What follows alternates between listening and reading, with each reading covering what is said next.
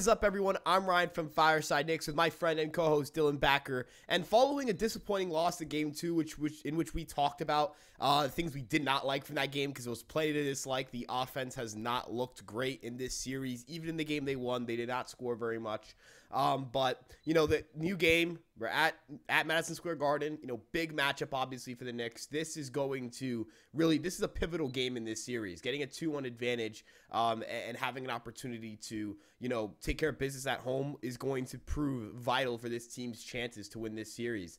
But before we get into everything, before we talk about, you know, our keys to the game, who we think needs to step up, all that stuff, Dylan, how you doing today, my friend? And how are you feeling ahead of this? This is the biggest game the Knicks have played in a very long time. So, how you feeling? Right. I'm doing great first off, and like you said, big game, huge game. I'm really excited for it. First game at MSG, playoff game in 2 years for the Knicks. That should be extremely exciting. The crowd should be loud, rocking. Building's gonna be hype. I'm really excited for it. I'm just looking for a great game. And, to kind of, look at game three. We talked about game two already. We're not going to dwell on game two anymore. We've had a few days now to kind of let that simmer over and kind of get over it. So now we move on. Now it's game three. It's a 1-1 series tie, so essentially it's a best of five series the rest of the way for this first round series. So we have the home court advantage. We have games three and four at home, and then if it reaches to a sixth game, we have that at home as well, which is huge. And I think tonight they have to kind of take this one. You're playing at MSG. Cleveland was kind of feeling themselves after winning game two. Taking the pictures in the locker room and stuff like that. Playing a physical game. And I respected they won the game, so I'll let them have their fun. But now we need to kind of show them like, we know what we're doing. We play really good at our place. You guys got to come here. You guys are gonna have a tough time here. That's what I want them to kind of do tonight, and I'm expecting that. I'm expecting a good game. I'm expecting a Knicks win. And if they want to win, certain guys need to step up, and pretty much everyone needs to shoot the ball better. They've not shot the ball pretty whatsoever. I'm pretty sure everybody is shooting below 40% in these first two games, which is obviously not ideal whatsoever. So the fact that it's 1-1, we take that. It's a miracle, honestly, with how bad we've shot that we're 1-1. So you live with that, but right now you got to improve that. You got to improve that for game three because now you've had a couple games to kind of ramp it up. You're back in the rhythm, you're back in the game shape. So is Cleveland. You can't let them get hot before you do.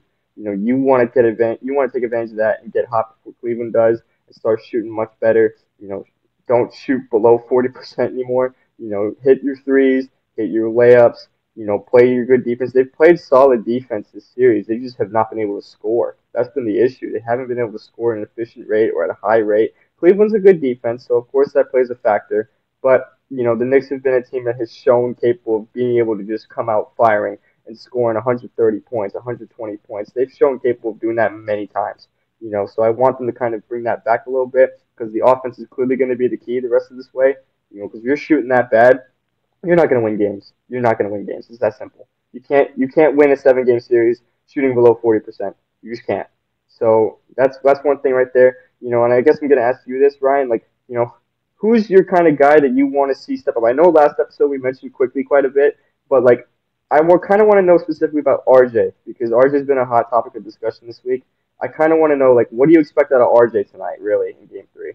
Yeah, dude, he's got to be better. I don't want to rip on the guy, but he's real. I mean, it's been bad, right? Like, look, I don't think we're sitting here and we are being, overly critical by saying he's been terrible. It has been really, really, really bad. Like, it has not been an acceptable level of basketball. The Knicks are relying on him to be a scoring option with that second unit. The Knicks are relying on him to go out there really and be able to make big plays, and that has not happened, right? He has been, he's been a net negative for this team, and it's felt like all year he's been inconsistent. This isn't just a one sample size thing. That's the other issue here. We're kind of reaching the point with RJ Barrett where it's like, yes, the potential. Yes, there are a lot of underlying reasons why I believe in RJ Barrett. But that belief. I mean, I think we're at the point where it's kind of fading a little bit.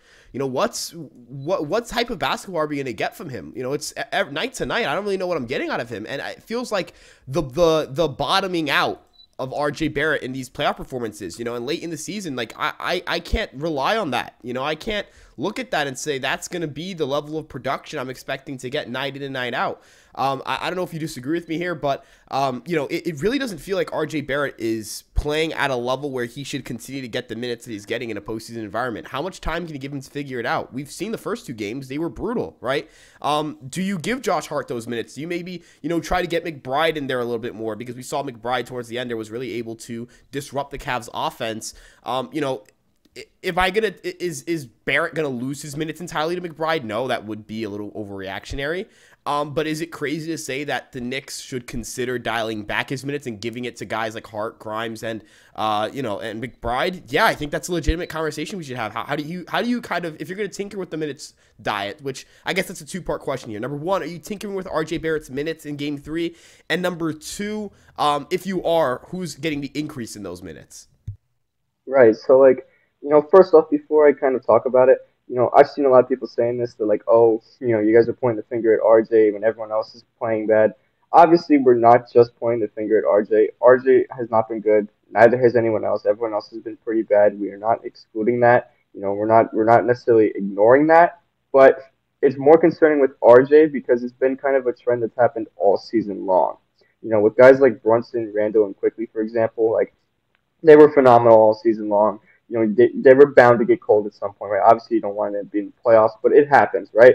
Barrett has kind of been this way all season long, and there's been many times where it's become a detriment, where you kind of got to wonder, like, how much more can you take of it before, you got to move on from it? Because if it's not giving you wins, if it's not contributing to winning basketball, you can't play him. There's levels to that. And to kind of answer your question, like, if they should reduce his minutes, I think so, personally. I think we saw kind of a good example of that, with the Cavs and Isaac Okoro. Obviously, Barrett is way better than Isaac Okoro. I am not comparing the two players, but with that being said, the Cavs had Okoro out there, for defense, obviously specifically, but he was such a liability on offense. He got played off the floor. Karis LeVert was playing better. Okoro only ended up playing a few minutes in that game before Karis LeVert came in and just kept doing what he was doing. You know what I'm saying? So looking at that, I think RJ's minutes are going to have to shrink a little bit. It's unfortunate. I obviously would never want RJ's minutes to fall apart like that. But, I think we got to give those minutes to Josh Hart. I really do. And I know Josh Hart was not phenomenal in game 2. I know he wasn't. He didn't have a great game. Quite frankly, he was coming off an ankle injury. He probably wasn't even 100%. So, I'm not going to look into it too deeply. I'll be more concerned about it if Hart plays like that again tonight. But, looking at it, I think you got to give those minutes to Hart. I think Hart just fits better with that starting lineup with Brunson and Randall and Mitch and those guys better than Barrett does. And that's not a talent issue. That's a fit issue, like I just said. Barrett is a very talented player. I think he can be very good in the second unit, to be quite honest. But I don't think he necessarily meshes well with Brunson and Randall and guys like that. I don't think he does. I think Hart is the better fit because Hart's kind of the guy. Like, Hart's not. You're not relying on Hart to score 30 points. You're using Hart for defense, for rebounding, some playmaking, get some transition layups. You're not expecting him to score a high volume, right?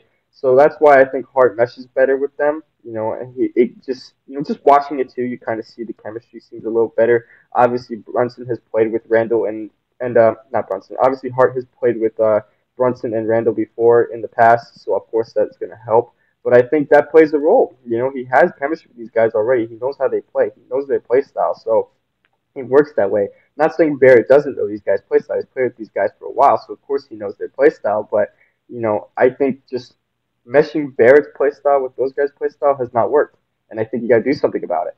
And I know you mentioned McBride. I'm not against McBride coming in. Do I think he's going to do it? Do I think Tom Thibodeau will do it? No, I don't think he's going to put McBride in. I don't think he's going to shy away from the 9-man rotation that has worked.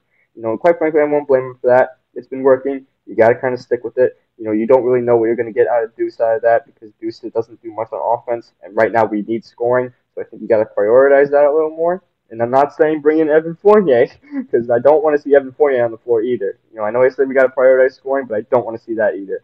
When I say we got to prioritize scoring, I mean like you got to play the guys that are actually shooting the ball well efficiently. And there are, obviously no one's efficient right now, but you got to play the guys that you can kind of depend on to turn it around. And obviously we want to see RJ turn it around, right?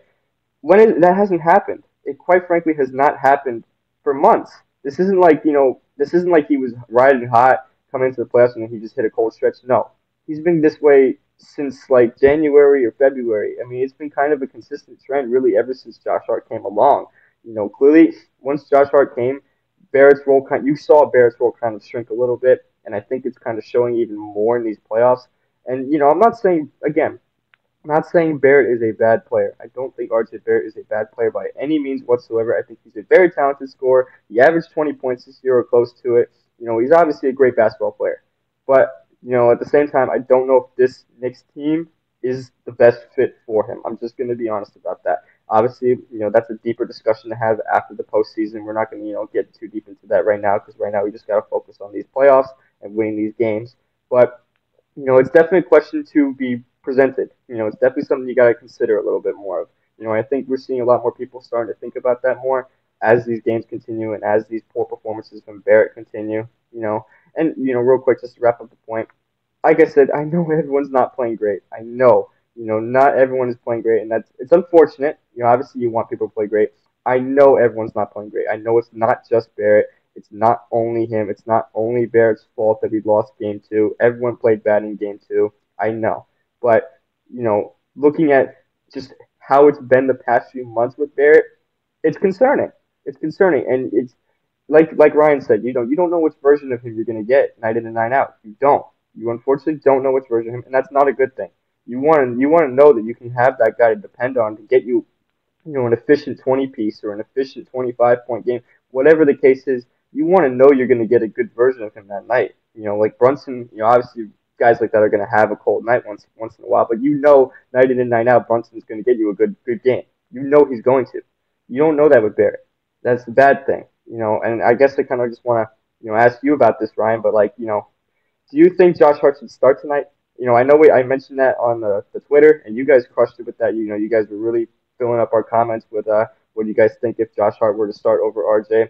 You guys were great with that. I kind of want to hear your take on it, Ryan. What you think they should do about that? Me personally, I don't think they're gonna make that move. I feel like RJ is still gonna start, but I do think Hart is gonna get significantly more burn tonight. I want to hear your take on it, though. What do you think about that? Yeah, personally, I think that you should start Josh Hart at this point. The evidence is clear, at least based on this year, based on the postseason, that he's been the better hitter. Not the better hitter, excuse me. The better player has been Josh Hart, right? Josh Hart plays better. The Knicks play better with Josh Hart on the court.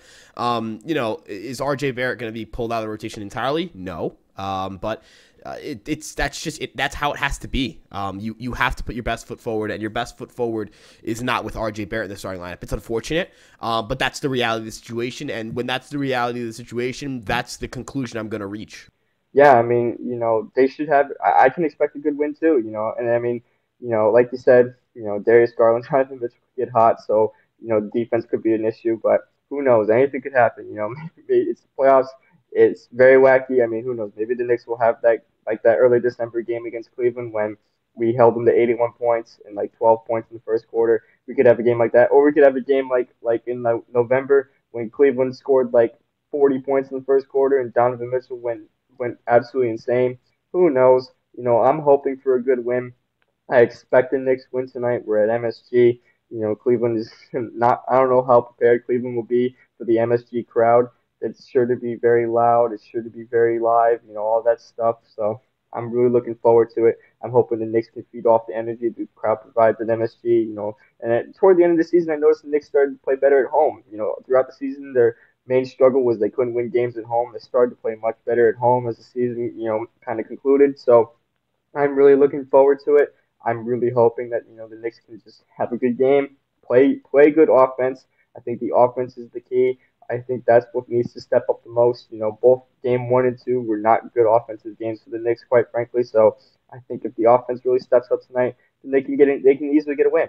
I still think they're the better team than Cleveland, and that's not discrediting Cleveland. Cleveland is a fantastic basketball team. They were the fourth seed for a reason. But I do think the Knicks are just a better team. I think they're deeper. I think when they're clicking, they are just better. So looking at that, I'm keeping my prediction the same as well. I do think they're going to win. I think they're going to win by like 5 points. It'll be like a 110-105 type game, something like that, something along those lines. It won't be a blowout. I don't think it'll be like a blowout in game two for either side. I don't think so. But I do think it'll be, a game that the Knicks can hold on and win, and you will feel confident about it. And I'm I'm fingers crossed that they aren't going to be playing from behind in this one. I don't like it when they play from behind. I really need them to just go out and do their thing, play their brand of basketball. What do you think about that? Yeah, no, I think they're the better team as you mentioned. I think the Knicks, if they play their brand of basketball, they will win. So, um, just have to go out there and play your brand of basketball. Just don't let yourself get clamped. If you do that and you put, I think if you put out the right personnel, and you get the performance you're looking for from either one of Jalen Brunson or Julius Randle, and I think as long as the guys play to the back of their basketball cards, they're gonna win, right? Like I think that's my takeaway here. If they play to the back of their basketball cards, I'm pretty confident they'll win. But with that being said, we'd love to hear what you guys have to say in the description below or the comment section below. You guys know to check us out on Twitter, Instagram, TikTok, and of course this YouTube page. If you're listening to this on Apple or on Spotify, make sure you give us a 5-star rating. You guys can join in the conversation by liking, commenting, turning on the post notifications so you guys know when we're posting our next video. And of course, you guys can check out our personal Twitters. They're above our heads. You guys can always talk to us there, tweet at us, whatever you'd like to do. And of course, we'll see you guys in the next video. Thank you guys so much for your support, and we'll see you guys next time. Peace out.